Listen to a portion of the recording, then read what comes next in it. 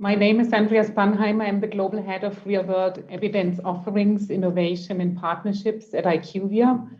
I'm based in Munich, and it's a great pleasure for me presenting today and providing an overview on the increasing value of real-world evidence from a global perspective. Thank you very much for inviting me. What we have all been seeing throughout recent years is that real-world evidence is playing an increasing role in healthcare decision-making globally. And that has a number of reasons. We see providers increasingly using real-world evidence in treatment decisions, but also using real-world evidence to engage with patients.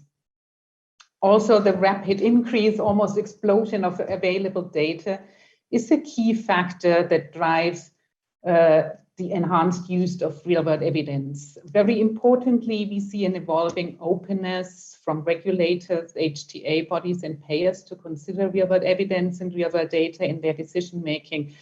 And you have heard about that already earlier today. And last but not least, I think life science companies increasingly see the benefit and value of using real-world evidence across the full life cycle of drug development, not only peri and post-approval, but also to enhance clinical development. So today I'd like to dive a bit deeper into the two areas on the right-hand side, starting with the regulators and HTA bodies, perspective and landscape, and then looking at the growing value of real-world evidence for life science companies. So for many years now, real-world evidence has been used by regulators in the context more of really post-approval pharmacovigilance.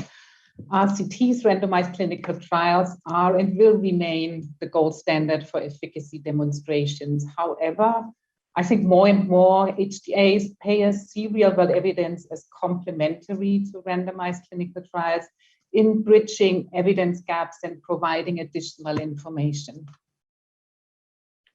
So this slide shows an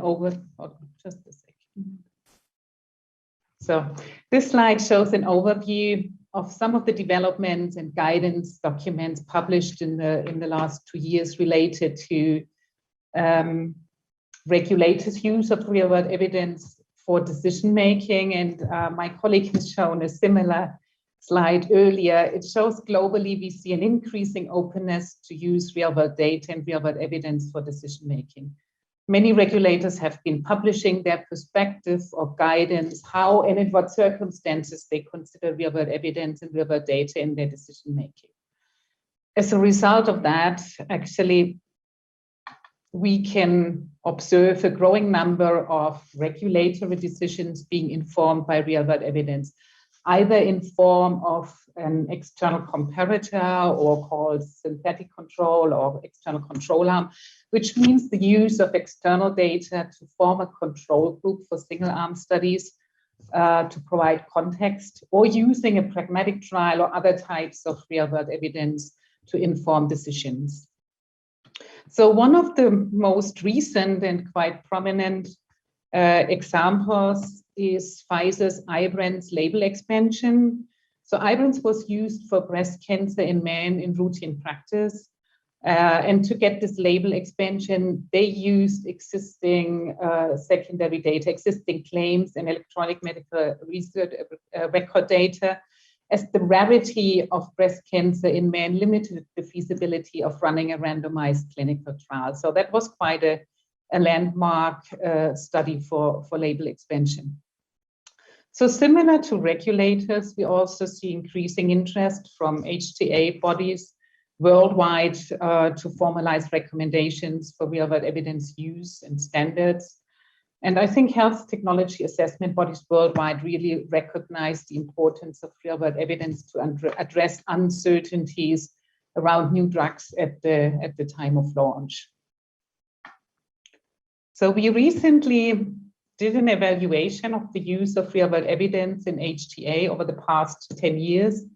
And what you can see is a steady increase up to almost 30% in the first half of this year. So the blue boxes on the bottom is the percentage of HTA reports that include real-world evidence. And overall, real-world evidence is used to support many areas in HTA, ranging from a description of the disease, the population, to external comparators, effectiveness, safety, quality of life, as well as economic outcomes. And when we look at the most frequent use cases for real-world evidence in health technology assessment in 2020, that's what you see on the slide here.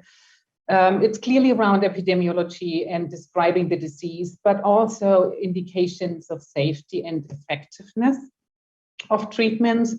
And we start over the last few years, we start to see an increase in the use of proxy comparators, external comparators that I mentioned before already. So we actually did a deep dive into the value and the use of external comparators at the moment. And what you see here is the increase or the use of single-arm trial submissions to HTA bodies over the years. And we found that, first of all, it's a huge increase over the years, single-arm trials, mainly for oncology indications and rare diseases.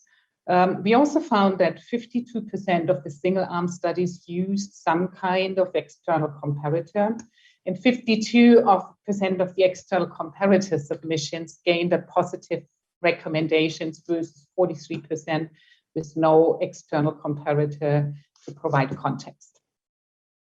So in summary, we clearly see an increasing use of real-world evidence by regulators and HTA bodies around the globe. And I would even expect more in the future, also accelerated by the pandemic situation and the realization of the value that real-world evidence can provide in that context too. So I want to turn over to the perspective of the life science industry and the increasing value generated from real-world evidence. And I think there's a trend of enhancing the use of real-world evidence across the whole life cycle. And also really develop integrated evidence plans early in the development process, focused on meeting all stakeholder needs. And while real-world evidence was used primarily around peri and post-launch before, we see an increasing recognition of the value that real-world evidence and real-world data can bring now earlier in the development process to enhance and supplement clinical development. So using real-world evidence systematically across the life cycle actually comes with significant opportunity of accelerating timeline and improving patient outcomes. So starting on the left, real-world evidence can help to understand unmet needs, unmet medical needs, treatment pathways, patient subgroups, current treatment patterns to inform strategic decisions. Real-world evidence can then accelerate clinical development, for example, by using it for protocol feasibility assessment. If you look at a protocol in an exclusion criteria and you see where patients are lost, and you can easily assess the feasibility of protocols, or optimize recruitment via a data-driven site or patient selection process, where you can look at where are the patients of a certain indication or interest. We spoke about the use of real-world evidence for approval and label expansion, as well as HTA assessment. So I also want to highlight the increasing role of real-world evidence in optimizing patient pathways and also using artificial intelligence and machine learning for precision diagnostics. So focusing on earlier diagnosis and improving patient outcomes. So looking a bit more on how real-world evidence can be used to enhance and supplement the clinical development process here. It starts very early in the process with real-world evidence approaches, supporting a better understanding of the treatment, the disease, biomarkers of interest with the natural history of disease studies or disease registries.